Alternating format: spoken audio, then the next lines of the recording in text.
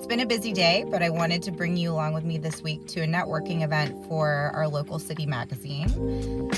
Before I go in, I wanted to pause and just share some thoughts with you about the week. I've been thinking a whole lot about the myths that founders believe about marketing and how those can sometimes be true blockers to growth.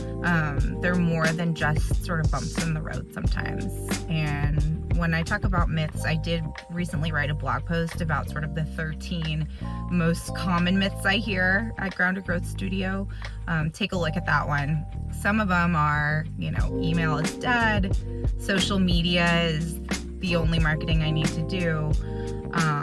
Once I start search, I'm going to start getting leads through the door right away, those kinds of things. So,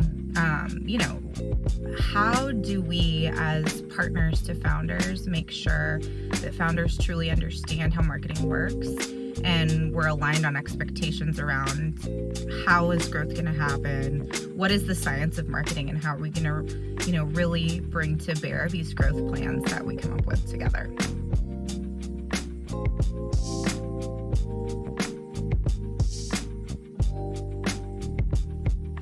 I did to sort of get there this week with a client is creating a Loom video for one of my clients who's really struggling with sort of how long it was taking for search to work for him. And, I think creating that video and just sort of walking him through, hey, this is, a dashboard of a, mature search campaign and how different that looks to sort of where we are when we've started just a few weeks ago, really helped him see, okay, it takes a little time for things to work themselves out, but once they do, you've got this great throttle that, you can turn off and on as needed. So I think that was a really great moment for me to understand that, education, taking the time to explain things and really work through things is such a key aspect of a trustworthy relationship.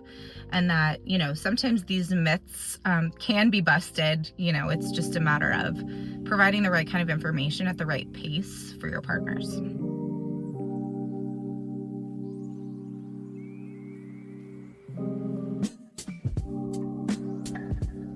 It's National Mental Health Awareness Week, and today I went to a luncheon for the National Association of Women Business Owners, and we had a really, really great presentation, and it was about, sort of this ladder of self-regulation. When you get in a place that's outside of your safety zone, when something triggers you and you sort of go into this fight or flight stage, or even this stage of sort of freezing, where you can't take action and you can't operate because you're just burnt out or overwhelmed. And I think it's really important to remember some of those sort of self-regulation things that you can do to get back to your safety zone.